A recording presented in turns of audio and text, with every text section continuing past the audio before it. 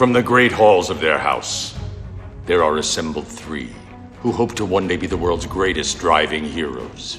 Created from the cosmic legends of the universe comes our team captain, the Vision, Bill Fisher, and their soon-to-be Wonder Woman, Vicki Fisher, and our Captain Marvel and head flight trainee, Jennifer Scripchuk. Their mission: to fight injustice, share what is right and wrong, to get you out of your house and come out racing with them and serve all mankind. They are the Garage Heroes in Training Team. Dominating with Dawson. Ben Dawson, come in, Ben Dawson. Hello, present. Oh, look at that. He's here again. Back. That's right. Back in black. He's wearing a black shirt this time.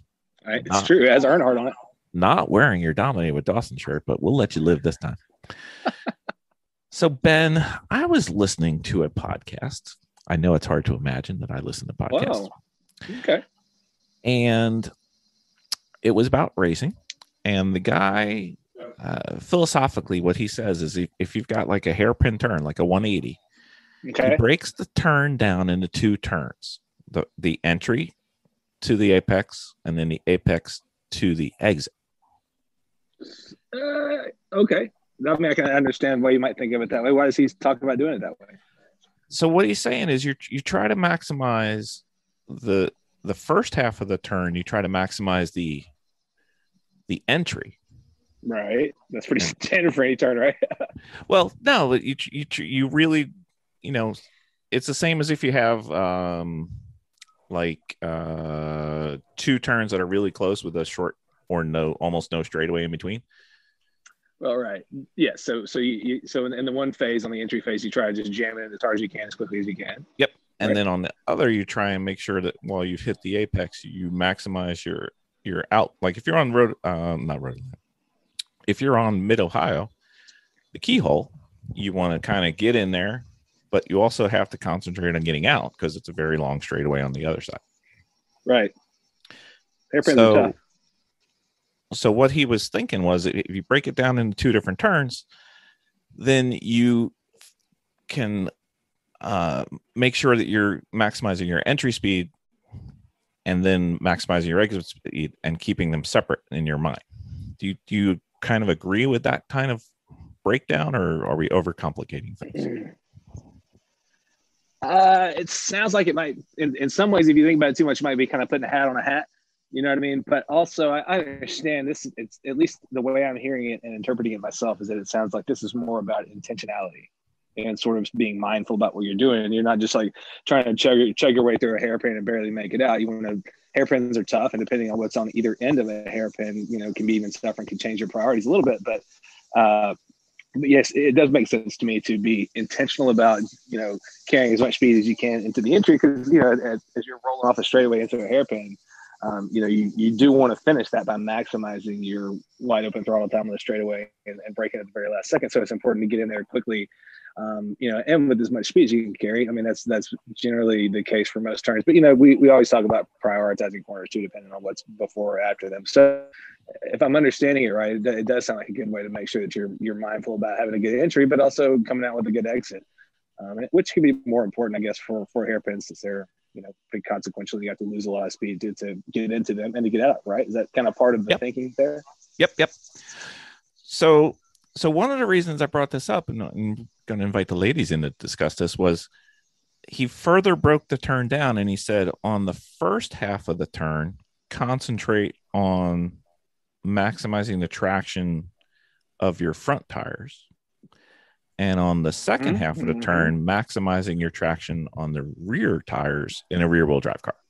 This is making more and more sense as the idea gets fleshed out. So, ladies, not you, Ben. I think we all naturally do that. We just really never put it into context. Do you concentrate on your front tires and rear tires separately?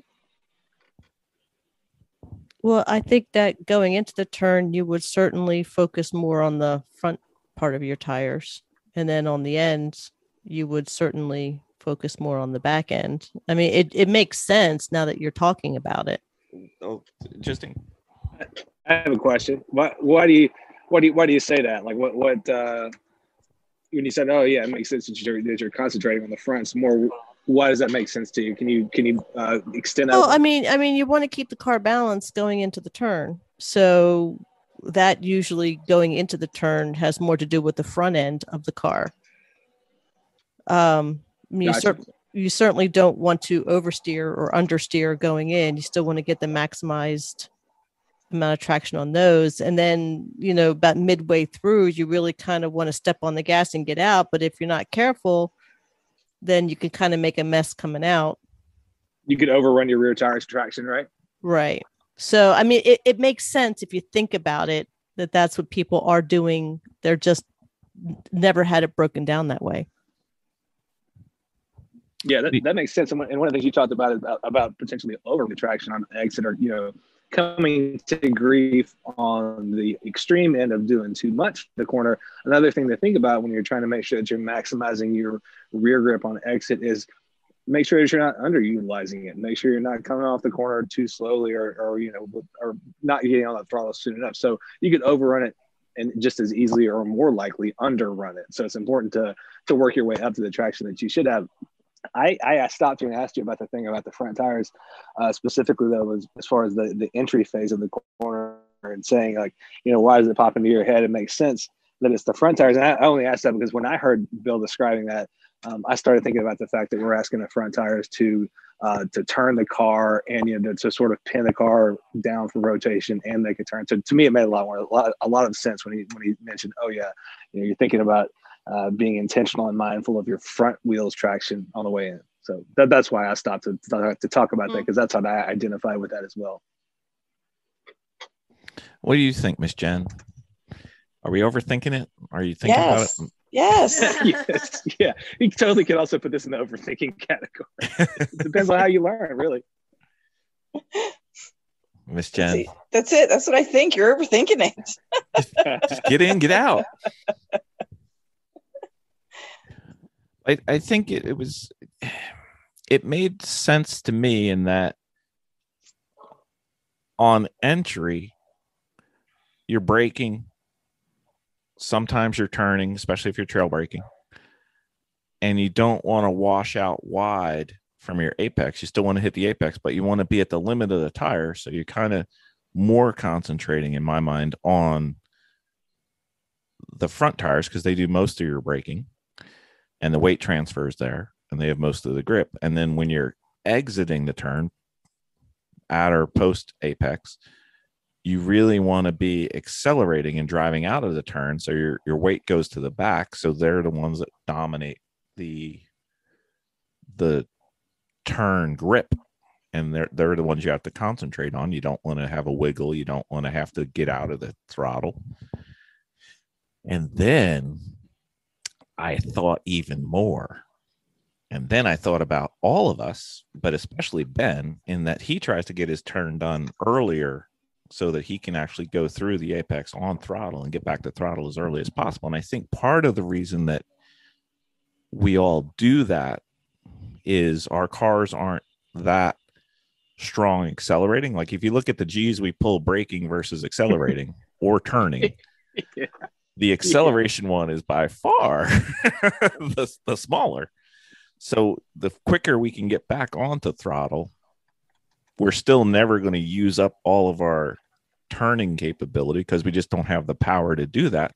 So we can still be turning and get back to gas and actually maximize the amount of grip that we're using.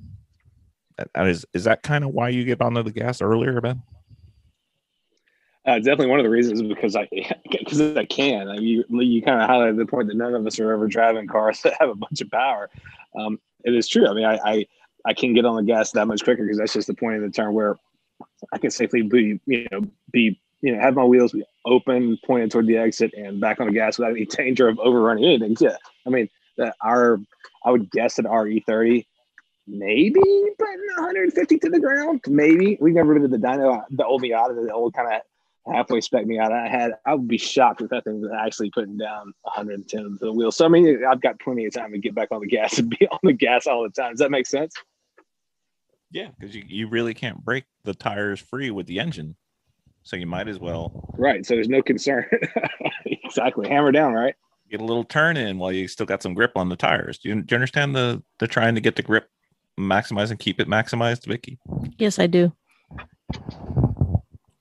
So Ben, you haven't heard the episode yet. All right. Vicki does not feel that she is fluent in the friction circle. I'm not. It's always one of those classroom concepts everybody talks about, but it's not something that's ever on my mind. Is it something you want to talk about a little bit more here in this time? I think just a little bit. Okay. Yeah, let's get into it. So when we're breaking a turn down and we're trying to either accelerate or decelerate, right? You've got a certain amount of grip that your tires can do. Mm-hmm. And if you're fully threshold braking, you're using all of the grip that you have in your tires to brake. So you can't turn. Mm-hmm. But if you're not threshold braking, and if you don't have a super powerful car in the front or forward or backwards direction, you've got available grip for tires to turn. I understand the concept of it. I don't understand the actual diagram. I understand the idea. I don't either. because honestly, it looks like chicken scratch in a circle. So that's what I was saying in my one podcast was like, I can look at that. I have no idea what it's trying to tell me, but I understand what I'm supposed to be doing. Okay, so if using the Apex Pro, they've got a plot of the forward and backward and then side to side.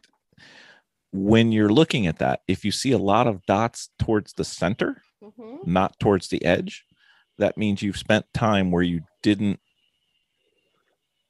use all of the available grip. You were using less of it. If you can push all your dots outwards, then you're using your grip more throughout the lap. Okay. Does that make sense? Yes. Okay. Is that accurate? You want to be Ben? at the boundaries of your friction. You want to be at the boundaries of your friction level. He was just saying that he looked at it. He didn't understand it. Looks like a piece of abstract artwork. Right. The chart. I've never really connected with the chart, but what you need to understand is you want to be at the margins of your friction level, and that's just represented by that circle. Where it's like this direction. I don't understand why the directions are, but you understand that if you're outside of the circle, your tires are slipping. So you kind of want to be habitually out there at the margins of your level of traction and breaking it sometimes. Sometimes also that get your tires hotter, and if you know how to manage it and keep it going, that's the fastest way to get around. Is to sort of always be in a little bit of a slide as you're transitioning. Is when you have just a little bit of slide, you actually have more friction. Miss Jen? Yes. We still overthinking it? Yes. Okay. and like I said, I don't do the friction circle stuff because I'm not like a tables or charts kind of guy, but I am a butt dyno guy, and I know I'm doing well if I'm out there, working on track in a car, and I can hear the tires talking to me, working in and out of corners and through transitions. If you never hear the tires talk, you're way too far inside the friction circle. That's kind of the point of the circle. Right. And with our engines, we're always inside the friction circle because our engine just can't give enough oomph.